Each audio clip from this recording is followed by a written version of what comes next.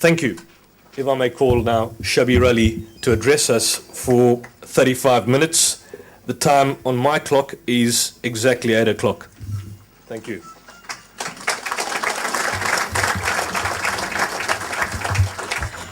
Thank you very much, David. And I want to give my thanks, first of all, to our creator and fashioner, the creator of the heavens and the earth, and asking to send peace and blessings upon all of his prophets and messengers, especially the last of all of them, after whose name Muslims generally say, Sallallahu Alaihi Wasallam, which means peace and blessings of God be upon him. That was a delightful presentation from David, and I've listened attentively and taken some notes. When we come back to the rebuttal period, I may have a thing or two to say about some of the points that he raised. For the moment, however, I'd like to make a positive presentation of my own, to say from my own thoughts why I accept the Quranic position regarding Jesus and his last moments on earth, and why I have some reservations regarding the biblical presentation. But let us begin with where we agree. Muslims and Christians do agree that Jesus was one of the greatest men who walked the earth. He was a servant, a prophet, a messenger of God. The Quran refers to Jesus as the Messiah, a title that is very dear to Christians when they refer to Jesus. For Muslims, Jesus performed many miraculous deeds. The Quran does not differ with the story of the Annunciation given to Mary, as we know from the Gospel of Luke, at least in one essential point. For this reason, Muslims generally believe that Jesus was conceived by a virgin, Mary, and that he performed many miraculous deeds. He healed the blind, he cured the leper, he raised the dead back to life. A Muslim must, by necessity of his or her faith in the Quran, believe in Jesus. A Muslim cannot remain a Muslim by not believing in Jesus. So at least we agree that Jesus was a great man of God, and that the message that he preached was the message of God. We do have this slight difference regarding the end of his life, but even there are agreements, and let's take note of that. Both Muslims and Christians can proclaim that God exalted Jesus. There is a sense in which a prophet might be rejected in his hometown, he might be persecuted by his people, and he receives a final vindication from God. God is on his side, and God makes that known, either in this life by some visible sign, or in the life hereafter. The Quranic way of speaking about this is in Surah 4, verse 158, where it says, "Bal rafa'ahu Allahu ilayh," but God raised him to himself. The idea that God raised Jesus corresponds to a biblical idea of exaltation. There have been some prophets, some important individuals in the Old Testament in particular, who have been raised up by God as a way of exalting them. The Quran makes reference to one such individual, we believe. That is Enoch, of whom we read in the book of Genesis. He walked with God and he was no more because God took him. In the Quran, in Surah 19, we read about a certain prophet Idris, who we believe to be the same prophet, the same person Enoch, where it says, وَرَفَعْنَاهُ مَكَانًا عَلِيًّا, and we have raised him to a high station. So Enoch was exalted as God. It seems that a similar idea is expounded in the Quran with regards to Jesus.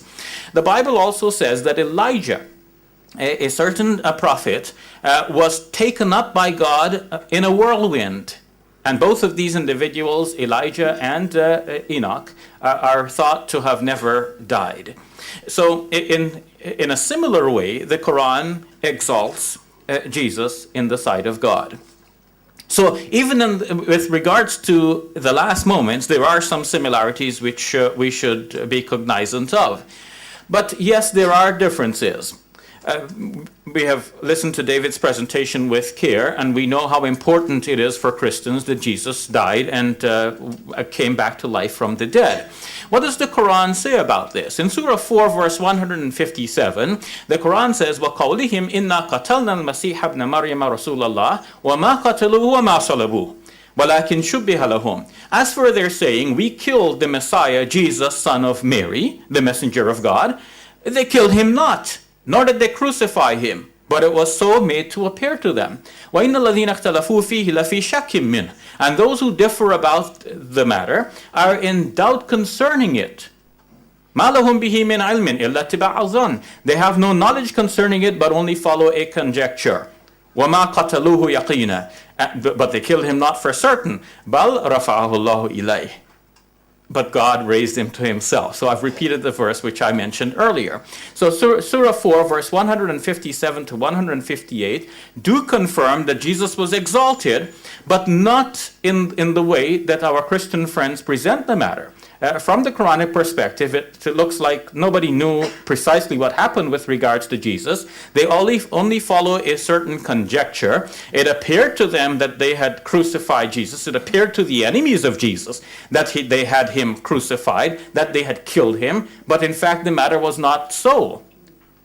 Now, many would look at the Quran here and say it looks like the Quran here is in error, because it seems that the crucifixion of Jesus is a historical fact, and his resurrection from the dead is attested in the Christian literature, especially the Gospels and the writings of Paul. So is the Quran wrong on this score, or is it perhaps right in saying that they follow only conjecture?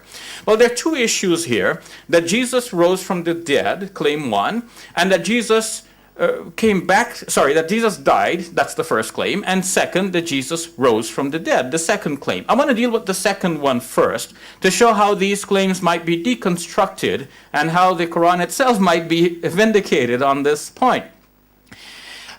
A book entitled The Battle for the Resurrection is written by an evangelist in the United States of America, Norman Geisler. And in this book, he says that it is essential that we prove that the person who resurrected and appeared to his disciples is the same person who died in the first place. Otherwise, you can have a situation where one person died, his body went missing, another person came and appeared to onlookers, and they said, oh, he is resurrected from the dead, in which case we have a case of mistaken identity. But then, how would one prove from the gospel materials that Jesus really rose from the dead? It means there has to be a firm confirmation of the identity of the supposed resurrected individual. And this is where a problem actually does occur. Because wherever the resurrection narrative are shown in the Gospels, there is usually some question about the identity of the person who appears. For example, Matthew's Gospel has it that when Jesus finally appeared to his disciples on a certain mountain in Galilee, they saw him and they worshipped him, but they doubted. One translation reads, but some doubted. But it seems that the more likely reading, as given in the New American Bible, in Matthew chapter 28, verse 17, is they doubted, which means that the disciples of Jesus, as put in the Living Translation, could not be sure that it really was Jesus. So that's it for Matthew's Gospel. Mark's Gospel does not have an account of Jesus actually appearing to his disciples again, so much for Mark. Luke's Gospel has it that when Jesus appeared to his disciples, or two of his disciples, on the road to Emmaus, as they were walking along on the country road, Jesus joined them. And he was walking along with them, and he engaged them in conversation. They must have walked some miles until eventually it came to nightfall. And these disciples stopped, perhaps at their place of residence. And Jesus joined them to break bread with them. And when he broke bread, that is when they recognized him.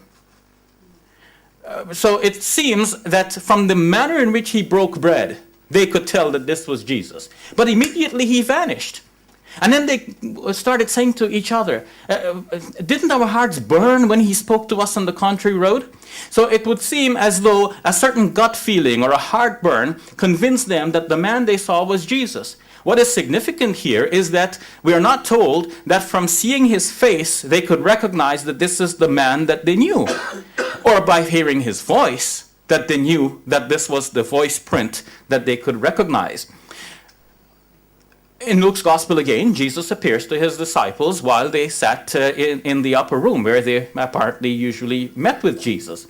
And when Jesus appeared to them, they were afraid. Luke explains that this is because they thought that they were seeing a ghost. But you can see that there is some doubt in the disciples as to what exactly, or who exactly they're seeing here. And then Jesus shows them his hands and his feet, to show that this is really me. But what would be the point of showing the hands and his feet? Perhaps to show that he is flesh and blood, so that they should be convinced they're not really seeing a ghost, they're seeing flesh and blood. But it seems that the continuing motif is that he is trying to prove his identity to them by some other means. So look at the crucifixion wounds on the hands and the feet and be convinced that I am the same man who was crucified. I am here now alive. What about John's Gospel? John's Gospel tells us in chapter 21 that Jesus appeared to his disciples on the shore of the lake of Tiberias. And when he appears to them, they sat there and have breakfast with him. And none of them dared to ask him who he was because they were sure it was Jesus. Now think about the wording of John's Gospel here. Mary Magdalene comes to the tomb and she lingers in the garden, and eventually Jesus appears to her and speaks to her, asks her, "Who are you looking for?" And she says, "We're looking for Jesus." I'm just summarizing. And so in this conversation, Jesus says, "Mary." And perhaps from the manner in which he said Mary, that was her clue, and she immediately said Rabboni, which means my teacher. So now, in the previous conversation, she hadn't recognized him from his voice, which is quite interesting because I'm told in some studies that women are very good at recognizing voices and detecting changes in voices. That's why notice how they shut off the mic on me at that very moment. If a guy lies to his wife can detect the change in his voice that accompanies that lie. So be careful, brothers. So Mary didn't recognize Jesus from his voice. But the narrative also said that she had actually been looking at him previous to this. So it means that she didn't also recognize him from his face. She recognized him now, perhaps by the way in which he said, Mary. So I would posit that there is some doubt as to whether this person who appeared to the disciples of Jesus really was Jesus who had been crucified, even if he were crucified. Let me then look at the evidence that Jesus was crucified. Is that evidence solid? It is claimed that Roman historians or Jewish historians or the writers of the Jewish Talmud confirmed the fact that Jesus died. But all of these, of course, are later writings. These are not eyewitness testimony. Josephus writing at about 90 AD or Tacitus writing around 115 AD is far removed from the year 30. From 30 to 90 is 60 years. So we're not dealing with eyewitness testimony here. We're dealing with hearsay evidence. Obviously, the writers in the time, and even the writers of the Talmud, which come even much later still, are reporting stories that were current in their day. They took it for granted, and why not? If you heard that a certain man was crucified, that's not that's not unbelievable. And you heard that a certain person was executed or a certain person was hanged, and you say, okay, so why dispute that fact? If you're a historian, you write it as you heard it. And that seems fine. But that does not prove that the occasion did actually occur. What about the Gospels? Now, it is useful in our deconstructing of that evidence to take note of David's presentation at this point, though not in the form of rebuttal, but to make use of a point that he actually did concede. He did say that Mark is the first of the four Gospels to be written, the four Gospels that we have in the Bible. That's an important point. And he did say that Matthew and Luke based their narratives on that of Mark. Now, Markan priority, as it is called in scholarly discussions about this, is very important because it helps us to trace the narratives as they are first found in Mark and then reproduced with changes in Matthew and Luke. So we can see the development of the story and we can see the direction in which the story is going. So let's go back to Mark for a moment, since that was the first of the four Gospels to be written, though it is placed second in our Bibles today. I've already said that Mark's Gospel lacks a narrative which shows that Jesus appeared to his disciples. Again, after he had once resurrected from the dead. But somebody added a portion into Mark's gospel in order to describe precisely that. What is now found in Mark chapter 16, verses 9 to 12, is widely recognized by biblical scholars to be a later addition into that gospel. Now we can see how Matthew and Luke, in their own way, added to the narrative because they were following Mark very closely from following Mark chapter 16 verses 1 all the way down to 8. We can see those verses very closely represented in Matthew and also in Luke because they're both using Mark as their source. But we can also see in Matthew and Luke how the two of them have expanded the narrative and they provided the very thing that somebody provided in that appended piece to Mark's gospel. In other words, Mark's gospel doesn't show a narrative in which Jesus appears to his disciples. Somebody added that to Mark's gospel. Matthew, in his own way, makes his own addition because he looks at Mark, Mark stops there, Matthew continues. Luke does the same thing. He follows Mark all along, and now he continues to give us a narrative showing that Jesus appeared to his disciples. But what is more important now is for us to look at the manner in which Matthew and Luke make use of Mark in depicting the supposed death of Jesus on the cross. David had said that there was an earthquake, there was a darkness on the land from 12 o'clock till 3 o'clock. Now, it was narrated in the Gospels that Jesus was crucified at about 9 o'clock that morning, at least in the synoptic narratives, the first three Gospels, Matthew, Mark, Luke. John gives us a different time here, but we will pass over that point for the moment. So Jesus is supposed to have been hung on a cross at 9 o'clock in the morning. From 12 till 3 in the afternoon, there's a darkness over the entire land. Soon after that, Jesus breathes his last. Now, it would seem that this is an early death. Whereas what we know about crucifixion in general tells us that crucifixion usually takes several days to kill a person. There is no unanimity among scholars as to what precisely caused death by crucifixion. One theory is that the person hangs for a while, his body sags, being unable to lift up his body and to expel the air that he has taken in, he eventually suffocates on the carbon dioxide that he has produced for himself. That's one theory. And it is based on this theory that it is understood that the breaking of the legs of the victim would hasten his death. By breaking his legs, you make it impossible for him to force his body upward, to expand his chest, to exhale, and again to take a fresh breath of air. That's only one theory. But Frederick Zugibe, in his book, The Crucifixion of Jesus, A Forensic Inquiry, has disputed this theory. And he has himself done certain tests, and he feels that, in fact, what causes death eventually is that the person, after hanging for a while, goes into shock. He due to exhaustion from the whole episode, he goes into shock and he dies. What would be the purpose of breaking the legs in that case? According to Zugibe, the purpose of breaking the legs would be to prevent the person from crawling out of his tomb, in case he were placed in the tomb. Now, crucifixion, as David said, was a brutal form of execution. Nobody wants to be in that position. And one way or another, the crucified person usually died.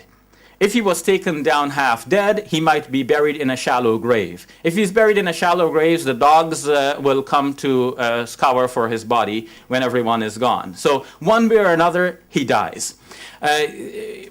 If he's there and if his legs are broken and he's put in a tomb, even if it's an airy chamber, he's not going to crawl his way out. And perhaps in those days, people with broken legs would not have much of a life to live. So without much of a will, the person is not going to survive for very long. He may not necessarily want to crawl out of that cave. We don't know. But one way or another, the person who was crucified usually died. And so it was natural to assume that Jesus died. But how so soon? That is a question. Did Jesus actually die on the cross? Or is it possible that he died later by some other means? Well, let's think. According to John Rousseau and Rami Arav, in their book Jesus and His World, a cultural and archaeological dictionary, crucifixion usually took a few days to kill a person. We know this from one piece of evidence at least, that Josephus, whose name came up already in our discussions, wrote about his own personal experience when he came back from a place called Tekoa to Jerusalem. He found that some of his friends were being crucified, 3 men. He used this influence to have them removed and given medical treatment. 2 of them died anyway, but 1 did survive.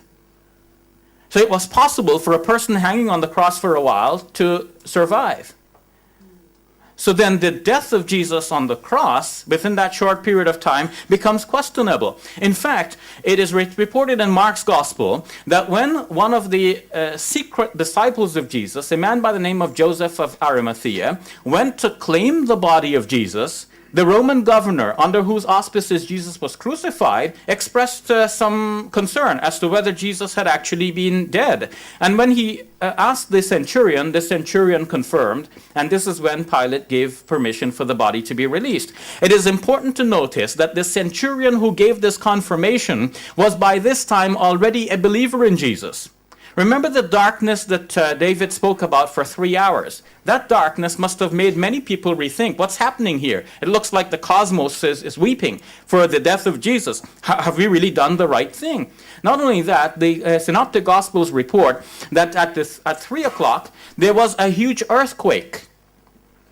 Such a big one that it split the earth to such a distance that the curtain of the temple was torn in 2 from top to bottom. Jesus was supposed to have been crucified at Calvary, outside of Jerusalem, and the temple is inside the city. So that earthquake caused such a massive shaking that the curtain of the temple was torn in 2 from top to bottom.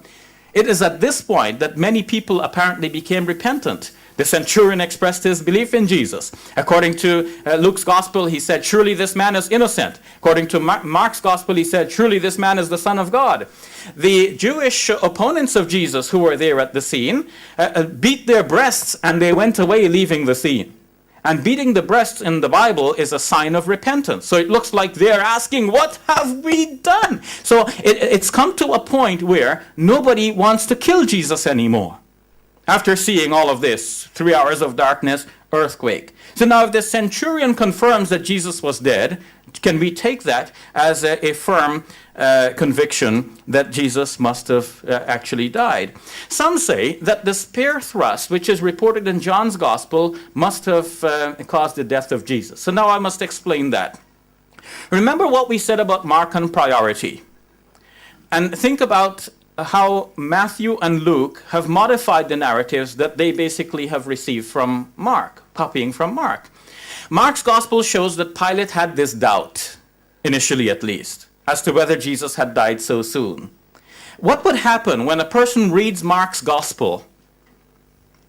When one reads Mark's gospel, if the thought hadn't occurred to you that Jesus died too soon, sooner than is usual, from Pilate's expression of doubt, now you have the same doubt. The Gospels were initially written separately and circulated in different areas. Mark in Rome, Matthew in Antioch, Luke at Caesarea, and